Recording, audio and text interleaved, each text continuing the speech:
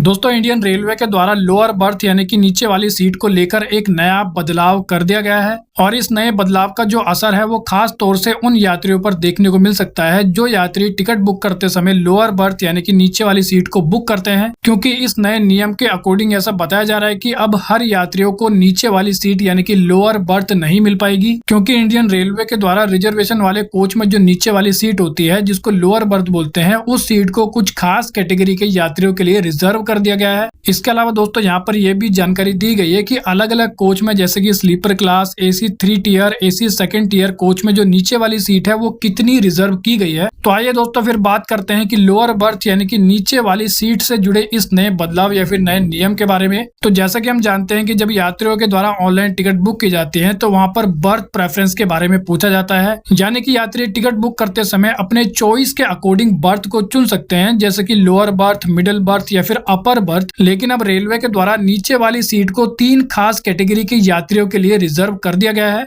जिसमें से सबसे पहले हमें सीनियर सिटीजन देखने को मिलते हैं, उसके बाद 45 साल से ऊपर की महिलाएं और तीसरे नंबर पर दिव्यांग यात्री। यानी कि अगर कोई यात्री सीनियर सिटीजन है या फिर कोई महिला जिसकी उम्र 45 साल से ज्यादा है या कोई दिव्यांग यात्री, तो इन तीनों कैटेगरी के यात्रियों को अब नीचे वाली जो सीट है यानी कि जो लोअर बर्थ है वो टिकट बुक करते समय ऑटोमेटिकली अलॉट कर दी जाएगी। लेकिन अगर कोई दिव्यांग यात्री के नाम पर लोअर बर्थ बुक करना चाहता है तो यहाँ पर उनको एक वैलिड सर्टिफिकेट की भी जरूरत होगी। इसके अलावा आपकी जानकारी के लिए मैं आपको बता दूं कि अगर कोई यात्री इन तीनों कैटेगरी में से नहीं है तो भी उनको लोअर बर्थ यानी कि नीचे वाली सीट मिल सकती है, क्योंकि रेलवे की तरफ से ऐसा बताया गया कि स्लीपर कोच में 6 से लेकर 7 लोअर बर्थ को इन तीनों कैटेगरी के लिए रिजर्व किया गया है। इसी प्रकार से एसी 3 टियर में 4 से लेकर 5 लोअर बर्थ को रिजर्व किया गया है और एसी 2 टियर में 3 से लेकर 4 लोअर बर्थ को रिजर्व किया गया है। लेकिन इन रिजर्व सीट के अलावा भी कोच में और लोअर बर्थ सीटें होती है, तो रिजर्व सीट के अलावा जो बाकी की लोअर बर्थ सीटें होती है उनको अभी भी जो आम यात्री हैं वो बुक कर पाएंगे। लेकिन फिर सबसे बड़ा सवाल ये होता है कि अगर कोई यात्री इन तीनों कैटेगरी में से आता है तो वो लोअर बर्थ कैसे बुक कर सकता है। तो मिली जानकारी के अकॉर्डिंग ऐसा बताया गया है कि अगर कोई सीनियर सिटीजन है या कोई महिला जिनकी उम्र 45 साल से ज्यादा है या कोई दिव्यांग यात्री है तो उनको सिंपली टिकट बुक करते समय अपनी सही एज को एंटर करना है। तो उसके बाद जो रेलवे का ऑटोमेटिक सीट अलॉटमेंट सिस्टम है वो इन तीनों कैटेगरी के हिसाब से यात्रियों को सीट ऑटोमेटिकली अलॉट कर देगा।